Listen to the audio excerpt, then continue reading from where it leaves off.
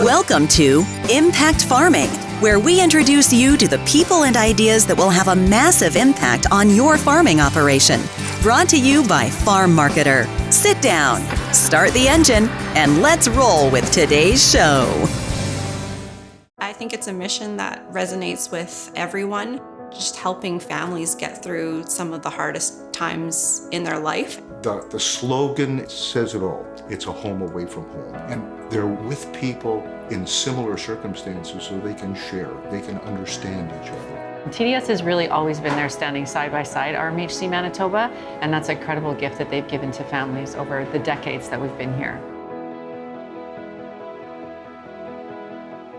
Hello, everybody, and welcome back to another episode of the Impact Farming Show. I am so happy to have you back joining us. And with me today on our Zoom interview is Justin Chaput from Talbot Associates. Welcome back, Justin. Thank you, Tracy. Thanks for having me once again. I am so happy to have you back. We are actually doing back-to-back episodes. So I do believe I will air AgriInvest first, and this one should be following up. So if you're watching this, do note that there's two different episodes, one dedicated to AgriInvest, one to AgiStability. So for those that have not watched the other episode yet, Justin, can you tell our audience a little bit more about who you are, your background, who you work for, all the good stuff? Right. So I work for the accounting firm of Talbot Associates. We're a firm located in Manitoba with multiple offices or locations around the province. And Talbot Associates has a deep roots with the farming industry. That's where we started off, where the founding partner, Jean-Guy Talbot, comes from. And we've kept those strong farming roots throughout, which to the point now we have dedicated staff, a dedicated team to serve our ag clients. Excellent. And yep. That's great. And I know in the other episode we were chatting, you have a farming background as well, right? That's right. So my parents are vegetable farmers in southeast Manitoba. That's where I grew up.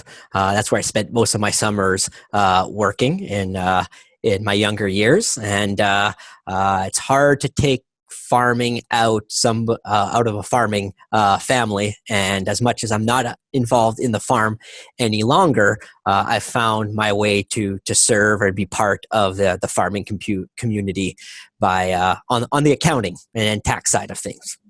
And that is excellent. You know what? Whether you stay involved as a farmer, I find, like we said in the last episode, that a lot of people tend to stay in the industry. And it's so valuable because farming is intricate in its details. And not to be a farming snob, but I know when I go to an accountant, I would like for them to know the difference between a cow, a pig, a chicken, just because there's different things, different programs that they should know about. So that is fantastic. Thank you for sharing your background with us. You're welcome. Now, on this episode, we are going to speak about AgriStability. Mm-hmm. That's when we spoke about AgriInvest. And to me, both programs have served our farm very well. And that's why I want to bring two episodes dedicated to sharing with our farmers. I am out and about often at trade shows and conferences and even talking to farmers we know. And if it comes up, I find that there's still a lot of people that don't understand it and aren't taking part of it. And to me, I'm passionate about these programs. Both of them are helping us. AgriInvest is a no-brainer. Please watch that episode. Now, AgriStability, I would probably say, is the more complicated and how would we word it? I would say more contentious of the two programs. The one that more frustration from producers. That those are the kind of comments that we get from our clients. Good, and I want to go there too because to me, I want to get you to walk us through the program. What it is, what is the goal, how does it work, all the nuts and bolts. And then let's talk about some of those frustrations, because I often find if we just skim through the details and don't address some of those frustrations, people watching at home, just like you, might be going, well, what about this? Or if you go onto Ag Twitter, you hear different people saying not as favorable things about AgriStability. And I want to unpack that a little bit and understand it and make sure that we are getting the correct information to our audience. So why don't we start from the top? What is AgriStability? All right, so AgriStability is part of the government's support network for risk managing farm risk managing. So it is not, it's not a be-all, end-all. I will admit that the program doesn't necessarily fit with everyone, and there's not a right or wrong answer to that, as long as you understand what the program is, how it works, and what it is meant to protect. So that being said, AgriStability is the program that's out there to help manage large declines in an operation. So it's not uncommon for this program not to pay out every year. In fact, it's not designed to pay out every year, and that's sometimes where we have those frustrations. Comments, I've been in this program for a number of years. I have never received anything from it. All I do, or all I seem to be doing, is paying fees into it. And I'm not going to deny that there is a cost to participate, with the potential of not benefiting from it, but it is there, again, to help with large declines. The frustrating part from a lot of producers is that sometimes they will incur large declines. Comments like, last year was my worst year in 10 or 15 years, and I still didn't qualify for AgriStability. So if that's my worst year in a 20-year cycle, then I don't see how it will benefit me in the future. And that may be a fair comment.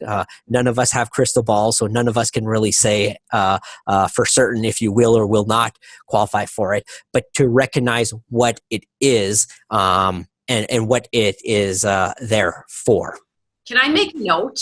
And I know you're going to get into it and how it works, but to me, I think about it a little bit different, which is not natural. It's like insurance. You buy house insurance in case your house burns down. You don't want your house to burn down. That's right. You have the insurance there, heaven forbid, and most people never have to claim it. Same with AgriStability. You pay your fees and you hope you never have to use it, because chances are it got bad, right?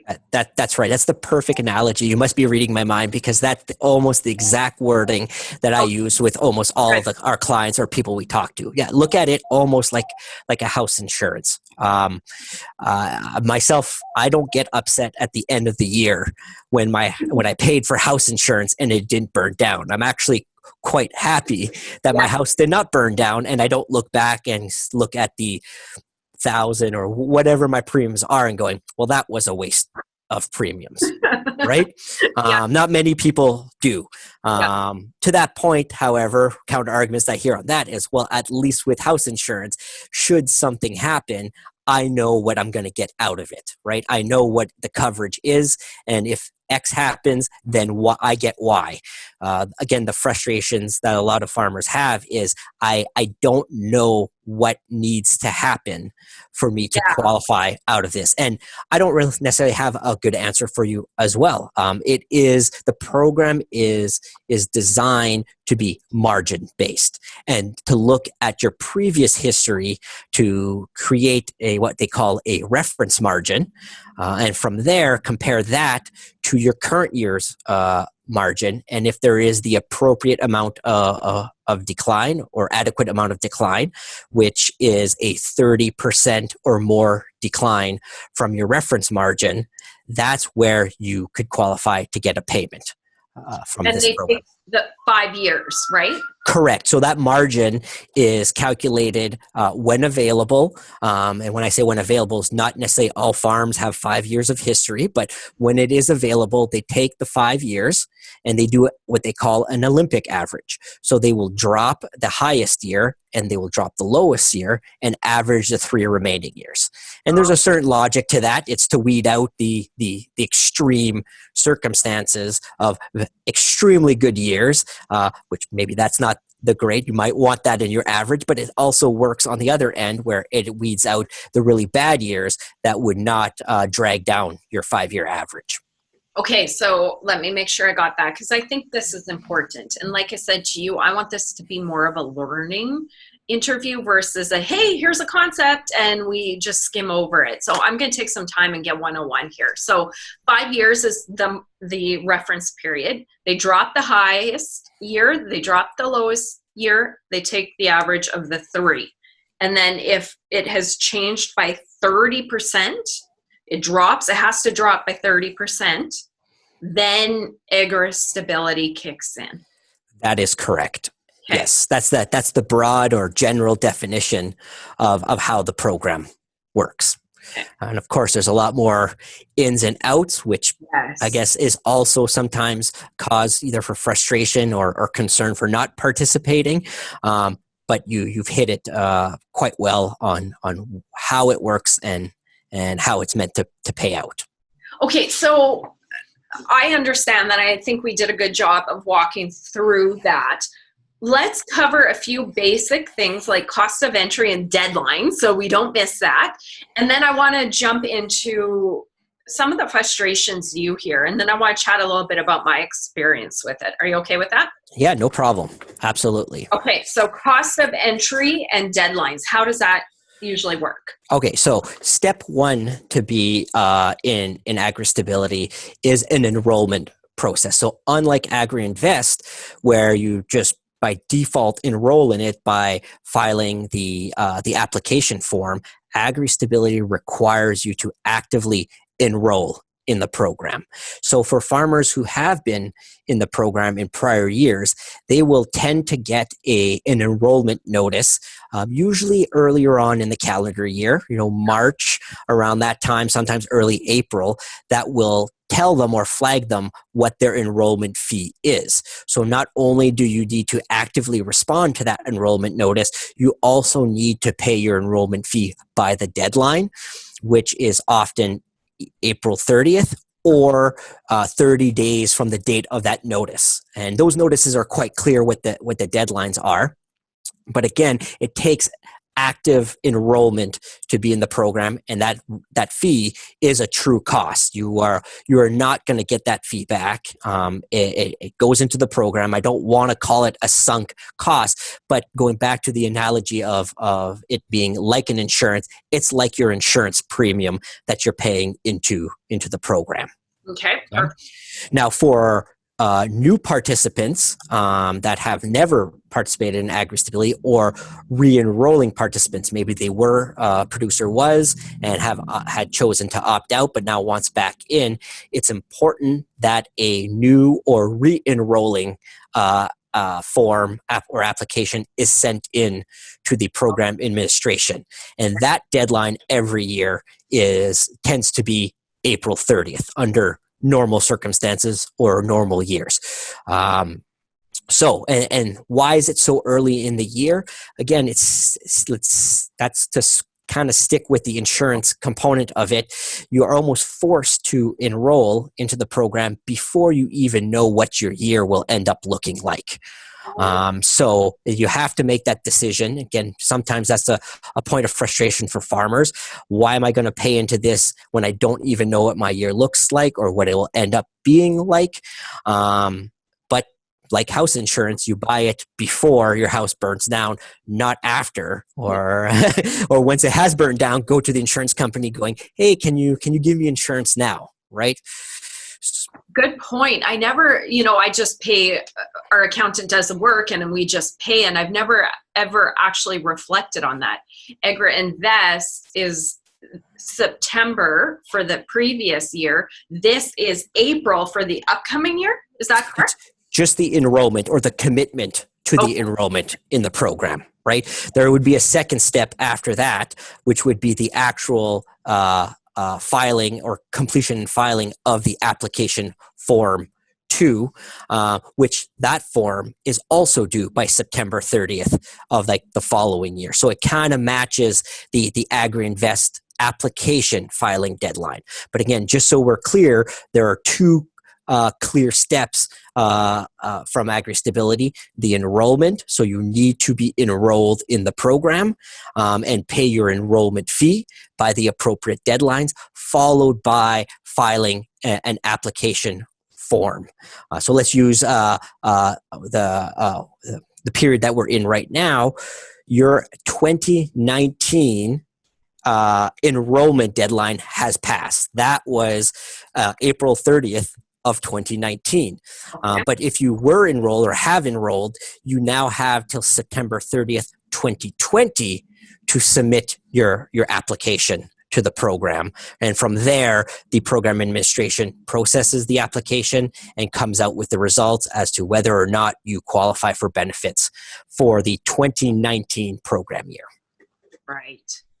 I am so thankful I use the expertise of my accountant because they help me keep on top of this. Yeah, there are quite a bit of deadlines, or not a lot of deadlines, but a lot of overlapping deadlines, right? Yeah, it's just important you don't miss them either, right? Correct. So April 30th of 2020 is tomorrow, and you might be panicking in the sense of like if you are interested in enrolling and haven't applied to it, but don't worry, that extension has been extended to July 3rd this year.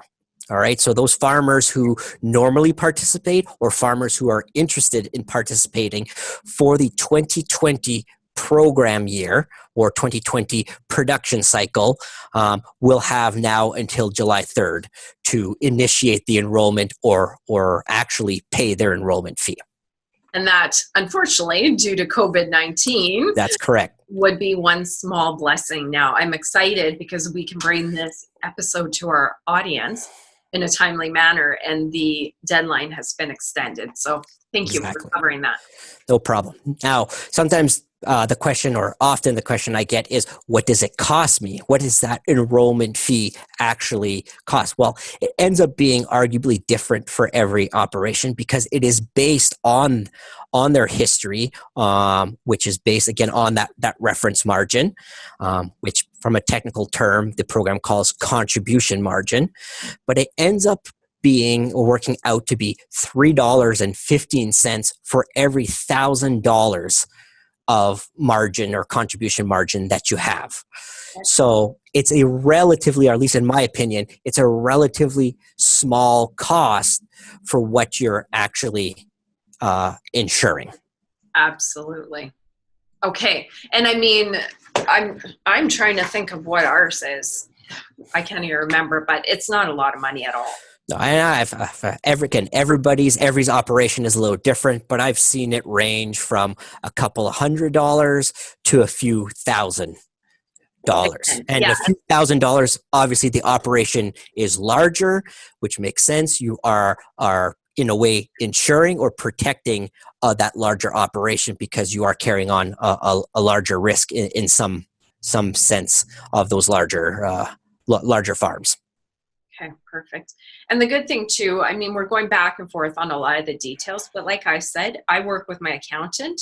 They prep a lot of these things. They submit them. I get the letter in the mail. I go pay by the date. It's really not that hard once you get going, right? Yeah, once you're in the cycle of being enrolled and applying, oftentimes the farmers will choose to decide to continue participating in the program from year to year. Although, just to be clear, you are not obligated to participate every single year. You can choose to opt out and opt in. Not something I usually recommend that producers do. Once you've made the decision to be in AgriStability, it's because you see that there is the benefit or that there is value to help the risk that you take on and to continue in the application. But once you are in that cycle, it becomes not second nature, but a lot more part of what you do every year on the accounting / tax / administrative or financial side of things. That's exactly how we treat it. We do AgriInvest, AgriStability, and we do calf price insurance. And it's just a no-brainer. We don't try and guess. It's just what we do to protect our operation. And for the cost of what we have to pay, but maybe I can go there. We chatted about some of the details. I want to hop into my experience. Do you have any details you want to share before we go there? Maybe to your point of where you referred to as it being part of your operation. AgriStability is just that. It is a part, or should be at least considered as part of your strategy of risk management. It's not an end-all, be-all. It's designed to work somewhat in tandem with AgriInvest, with agri-insurance or crop insurance, as sometimes referred to. And it's meant to cover a different kind of risk that especially crop insurance is meant to cover. So again, we get comments of, I'm in crop insurance, why would I be in AgriStability? Or sometimes the flip is, well, I'm in AgriStability, so I'm going to drop out of crop insurance. Now, I have no comment specifically for farmers out there of one over the other, but I'll just clarify that crop insurance is the tool to help mitigate risk for production or for yield. For crop farmers. So you have a bad production because of weather, drought, excess moisture.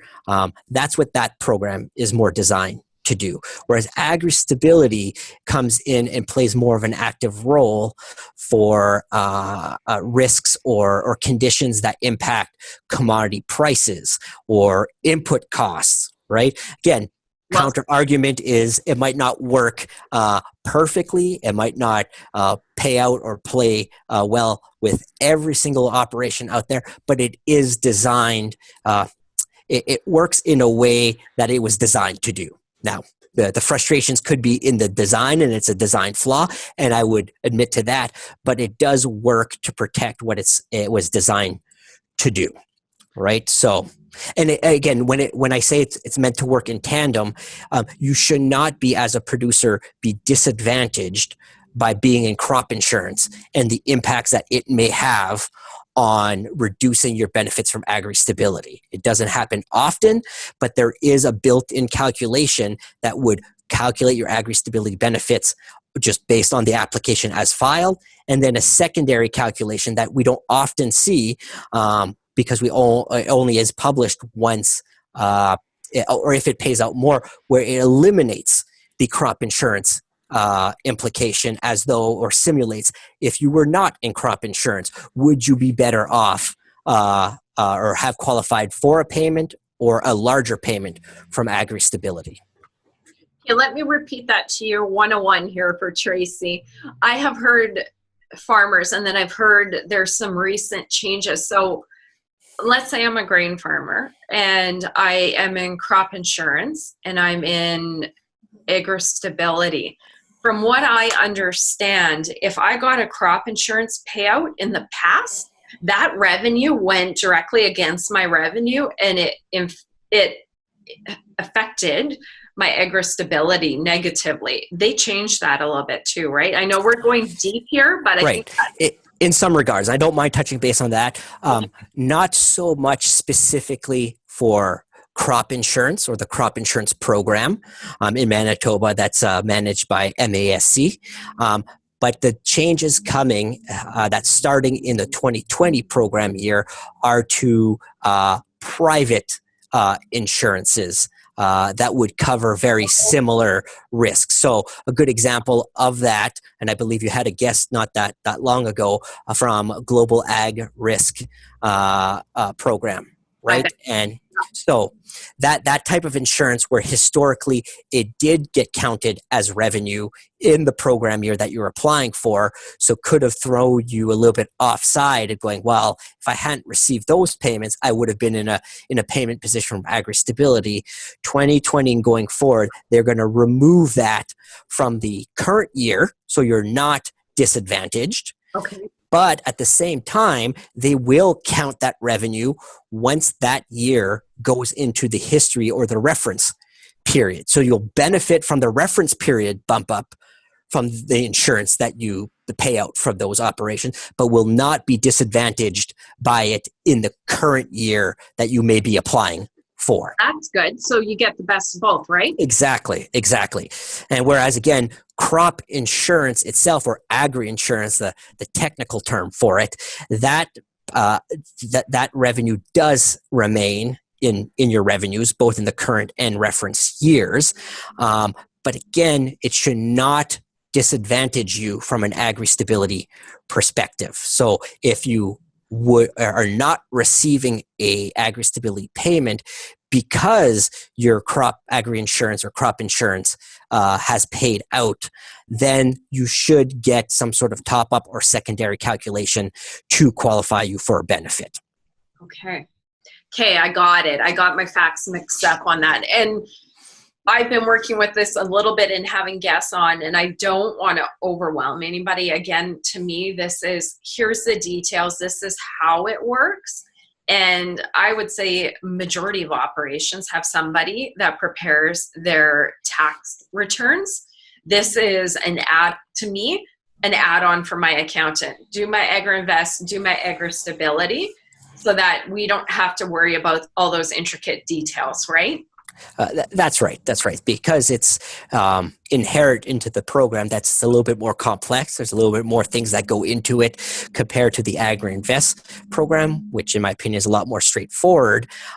Those professionals that help you, if they're familiar or should be familiar with the program, can help you with all the ins and outs and the questions and even just your hesitations, right? Questions like, I'm not in AgriStability because I'm in crop insurance. Well, speak to your professional and see if that's the right reason not to be in AgriStability because you're in crop insurance. Okay, perfect. You're paying your professionals for a reason, so they might as well give you some good feedback, some positive information, or some knowledge for you to make better and more informed decisions as a producer as to what the best risk managing or mitigating tools are for your operation and how they would help you the best. I have my team of professionals, and I interviewed David Sullivan from Global Ag Risk, as you mentioned, and I know, not that I'm specifically promoting, but there's very select few in our industry. And I try and, like I said, bring the best minds, best companies on to give farmers the information they need. And I know when I was speaking to David, their advisors, consultant team, I'm not sure what we call them right now, they can work with farmers as well and look at AgriStability and their program and what do they all need, right? So accountants can help calculate that, right? There's absolutely, we can help we can help producers make a decision that's right for their operation, right? Okay. You, at the very least, you want to be asking questions to those professionals that are familiar with the program, that know how it works, that knows what it will do and what it might not do for your operation. And I'm not looking to throw anybody else or other professionals under the bus, but there are some accountants out there that do not know enough about the program. And unfortunately, that's not of any help to producers, because then they're left on their own to fend for themselves or to learn about this on their own. And sometimes that's what leads to the frustration as well. I don't know what the program is. I don't know who to ask questions about it. So I'm just going to ignore it. And that could be potentially the worst decision to make, right? Not informing yourself or not having access to those who can inform you about of what can help you. To be honest, if I didn't have a good accountant that brought this to us, I think that's even how it happened. They brought it up. If I didn't have a good accountant, we probably wouldn't be part of it. I mean, this show aside, now that I'm doing these episodes, I would be. But if I was a typical farmer, oh my gosh, all the stuff that you're talking about, I'd be like, right. How good can it be, right? But I want to use this moment to touch on our experience too. We are decent sized cattle, nice sized cattle operation in southeast Manitoba. And we have had drought for the last 3 summers. So we have had, and I can't remember the crop years, whatever it was, but we've had a variety of years where we have had to buy an excess of hay because we didn't have enough hay. We've had to sell some of our animals, our cows, because why feed them if you don't have the hay? And details. But we had 2 years where it triggered AgriStability payments. And hallelujah, thank the good Lord, we had that. Again, I'm not going to give numbers because that's confidential, but they were sizable payouts. And both Anthony and myself are partners in the farm. So we both got payouts and they were good. Let me tell you, our AgriStability application fee is paid for the rest of our life from those 2 years by far. Of course, now we go to the insurance thing. Things were not nice to get us to that point. But what happened, and the blessing here, it worked out for us that it triggered it from, don't ask me the details, I'm sure you know them, but the inventory switch and having to buy more hay and the change in margin, however they calculate it, we got those big payouts. And now we were able to take that money and go buy hay for the next year because we were short, right? And that was huge cash flow for us. So is there a reason why I'm promoting this to our audience? It's worked for me. Granted, I know there's frustrations out there, but my experience for the amount I put in every year, it's a no-brainer. I'll continue to do it forever. So that's my experience. But I've also heard, and when I spoke to Peter Manis, he was kind of my opener probably a month or so back about the risk management tools, and he introduced all these. He mentioned that some producers do get frustrated, especially if they're grain and livestock, because those tend to do well at different times, right? So he said if they would have been triggered over here, they're making more money over here, and it can sometimes cross each other out and cancel each other out, of course. Yeah. Yes, and that's also frustrations that we've heard, right? Operations that are maybe more diversified into different either even different crops or cattle versus cropping together, they sometimes cross subsidize each other, right? So in those situations, yes, I can understand how there is frustration from producers, and maybe that is a weakness of the program. It does not address specifically the cattle operation versus the cropping operation. It looks as a whole farm operation, an operation as a whole. But in ways, again, it goes back to the program being designed what it kind of is meant to do, which is very large, large decreases. And if you are protecting yourself in some way by diversifying your crop, that is part of your risk managing tools, right? That's already built into your tool chest of programs. So maybe in those situations, and it's not a guarantee that you will never get anything if you have a cattle operation and a crop operation, but maybe that's something to at least be aware of and consider. And especially if it's a source of frustration, okay, then maybe you feel like you have the right or appropriate amount of risk mitigating or risk management tools already as part of your operation, and may not be worth or may not benefit from AgriStability. Right? Clever. I've never heard it worded that way, but you're right. By doing different operations, you're kind of cross protecting your operation. And that doesn't mean that there's no frustrations that come with that, of course, but you're already doing something, maybe unknowingly, of helping managing the risk inherent in farming. So it's as a farm where I would imagine those guys are going, well, they should calculate it in silos. If my beef loses 30% or my crops, then that's probably what they're getting at, right? That's right. That's right.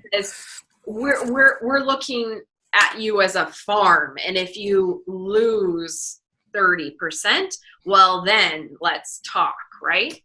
Correct.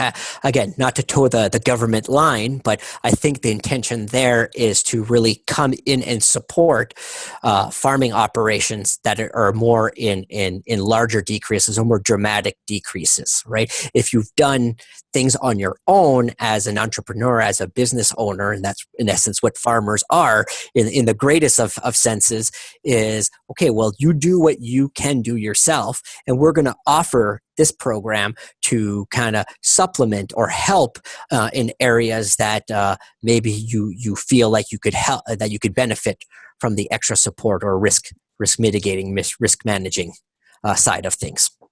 Yeah, and again, looking at it more as like the farm or the house insurance, the fire insurance versus a payout program. You just don't want to be having this kick in. Yeah, in some ways, I would say, where if you've had a very bad year and you do not qualify for the program or benefit for whatever reason, that is source of frustration. But at the same time, if you are not receiving payments in some regards, you are doing close to or potentially better than your average. And if you're consistently doing better than your average, that's not a bad thing either, because the way the program works is those better years drop into the historical years, which increases your reference margin, which makes it potentially easier.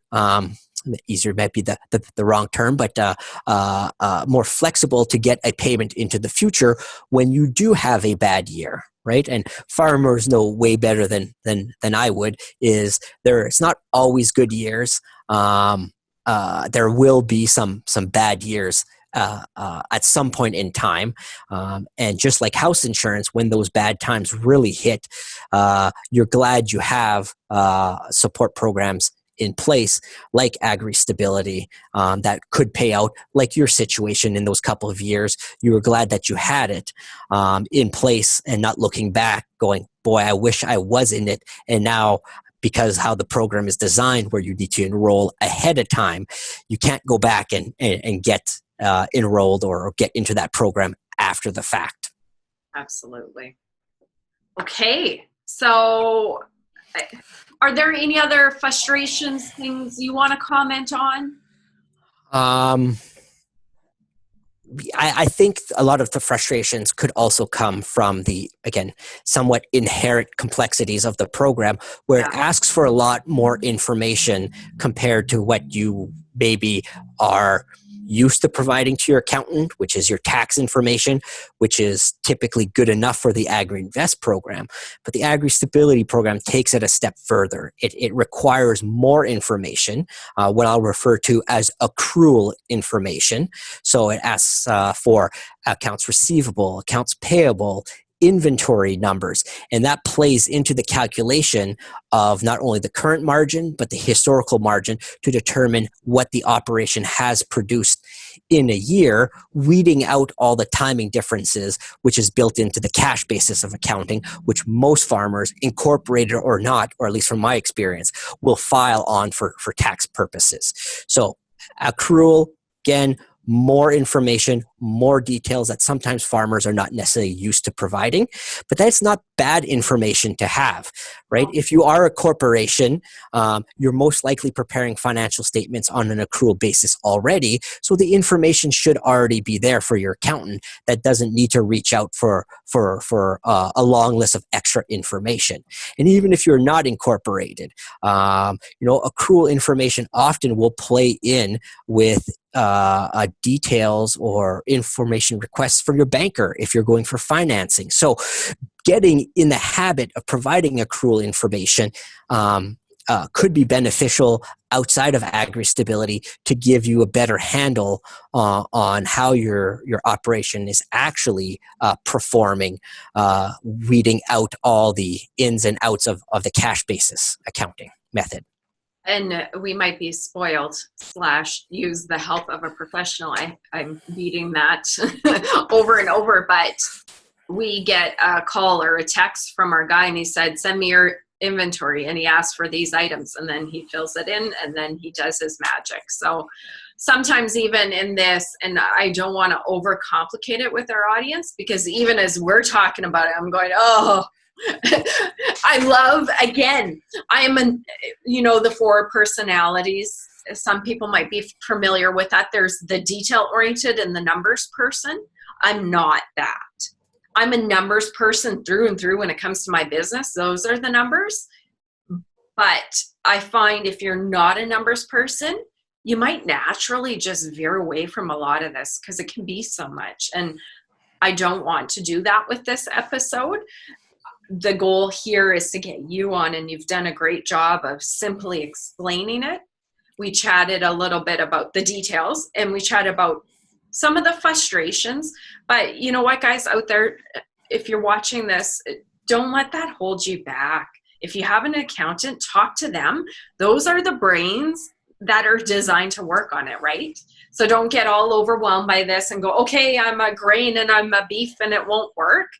Just talk to your accountant. They can run those numbers. Yeah, absolutely. Reach out, right? Talk to those personalities that do like the details and do like the numbers, like myself, right? I get excited about that, right? I enjoy doing that. Maybe you don't, but I will reach out to you. I will help you manage those things that you like potentially a lot less as a producer. A lot less. Oh, yeah.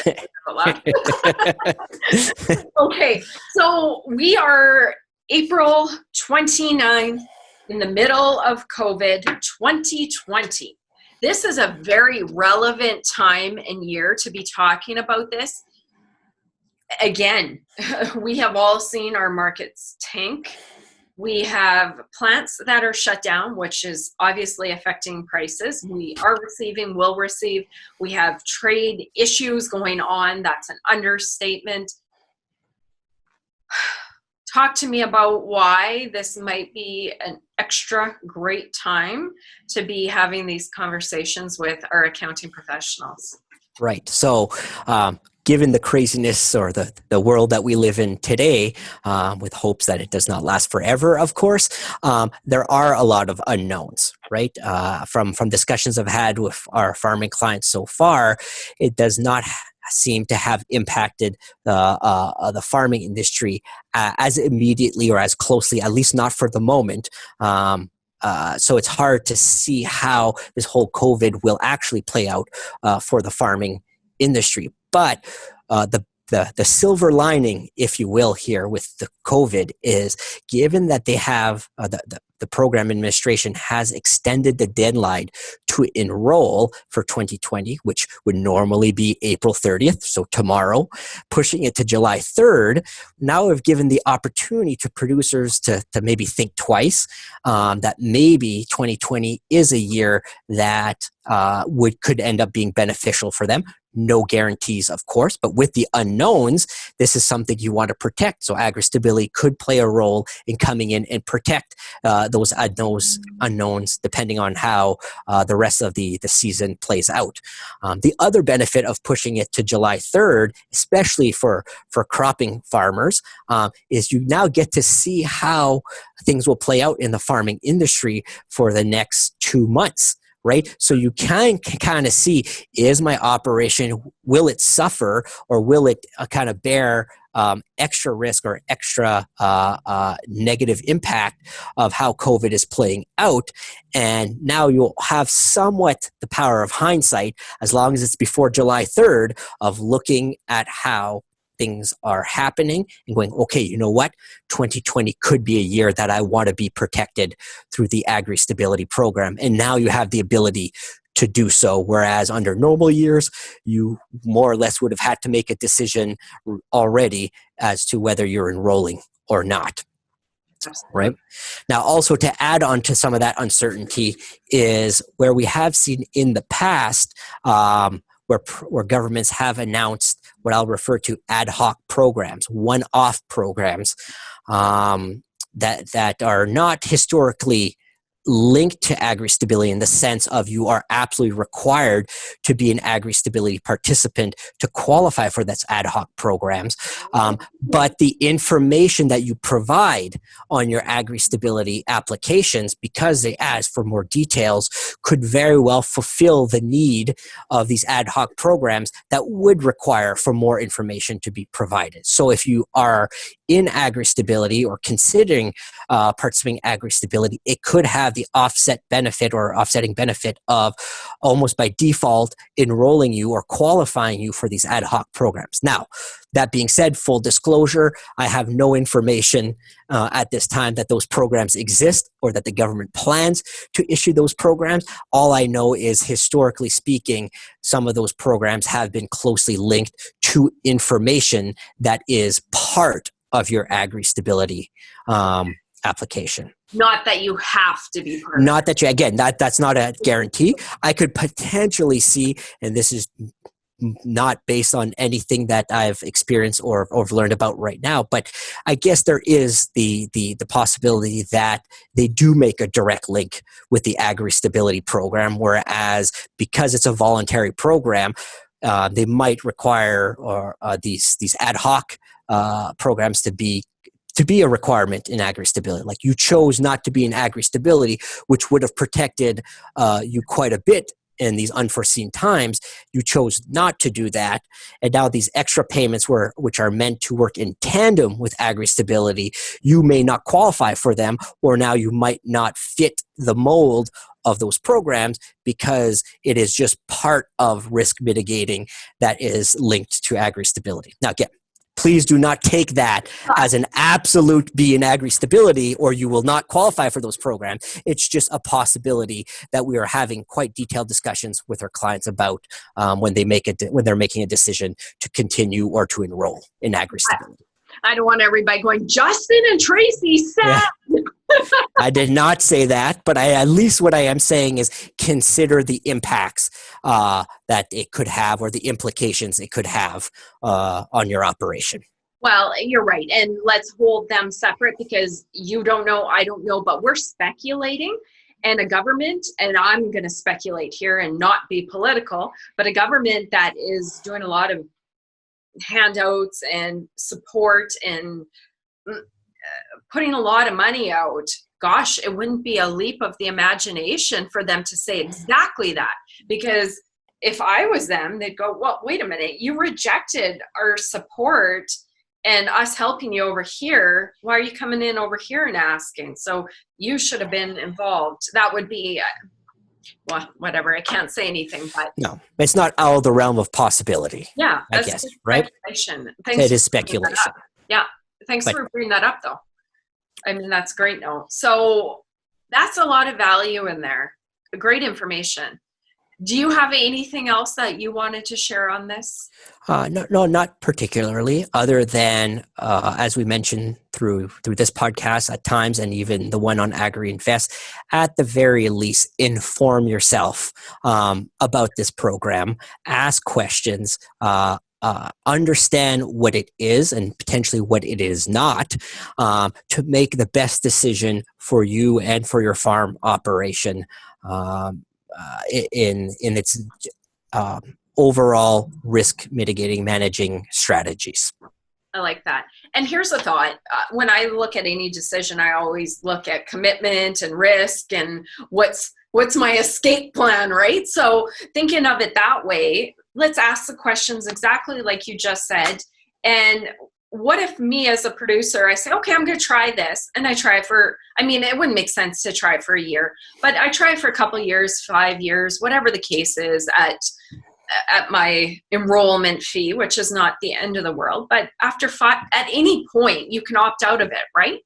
That's correct. So once you're in, you can opt out. The opt-out requirement would follow very similar deadlines as the opt-in or enrollment. So just when you get that enrollment notice, which tends to prompt you to enroll into the program, at that stage it gives you an option to opt out of the program as well. So if you choose to opt out and you're out for a couple of years, there is nothing preventing you to opt back in at a later date as well, should the environment change or your operation change or for whatever reason. So there's opting in and opting out provisions in that program. Like you said, I probably would not recommend to opt in and out from year to year. That's not where you would probably receive the most benefit, but it is doable. Okay, good. I always like to know the plan B. If I need to get out, can I get out, right? Yes. Versus you're in for life or else you're not back in, right? I think that's worth noting too. Yeah, and I guess there is sometimes some concerns from clients maybe thinking that they need to be in for a long period of time and they're committing for that lifetime enrollment. That's not what's happening here. Right now, the other thing that we sometimes get, or clients have a misunderstanding or miscommunication at some point is that to be in AgriInvest, they must also be in AgriStability. So that is not a condition. That is maybe one of the big misconceptions out there. So if you have frustrations for AgriStability and you don't believe it's the right tool for you after, of course, informing yourself and gaining the knowledge about what it is, you could choose to opt out and remain in AgriInvest, which again is always a program that I highly, highly recommend for producers. Excellent. That's a good point too. I didn't even think of that one. Thank you. Well, I think we covered it all. Wow. Thank you. Good. Nothing else to add to that? No, man. We could go on for days and days on the details, but I think and I hope that we provided a good overview or at least some food for thought for some of the producers out there that may not have been as comfortable with understanding the program. Or at least the message is conveyed to them that find out and see if it is a program for your operation or not. Perfect. Now, on one final note, if farmers are out there and they want to do business with you or have questions, can they get in touch with you, and how do they do that? Yeah, they absolutely can, with no strings attached, so to speak. So if they want to contact us, they can look us up on our website, so talbotcpa.ca. On the website is where we have all our contact information for all of our offices. And I'm even going to reach out and say, typically we will provide a free half hour of consultation for new clients. So if you just want to ask questions, again, no strings attached. We're not trying to pull you away from your other accountant. But if you're just looking for some more information or having difficulty to do it, give us a call. I have no problem. We have no problem with having a half-hour discussion on your operation, AgriStability or not. We can be there for you to fill in some of the gaps. Excellent. That's very gracious. Thank you. Well, on that note, I want to thank you, Justin. I love what you do, and I love that you love it because we need minds like you. So thank you so much for joining us. I appreciate it, and I look forward to connecting again. You're very welcome. Thanks for having me. Any opportunity I can get excited about helping farmers and talking about accounting and taxes and all those things, I relish them. So thank you again so much for having me. I love it. And thank you guys for joining us. And if you enjoyed this episode, please like it, subscribe, and I look forward to seeing you next week. Bye. You've been listening to Impact Farming. For more great episodes and articles designed to help you manage and grow your farming operation, head on over to farmmarketer.com. Don't forget to sign up while you're there. We will see you on the next episode.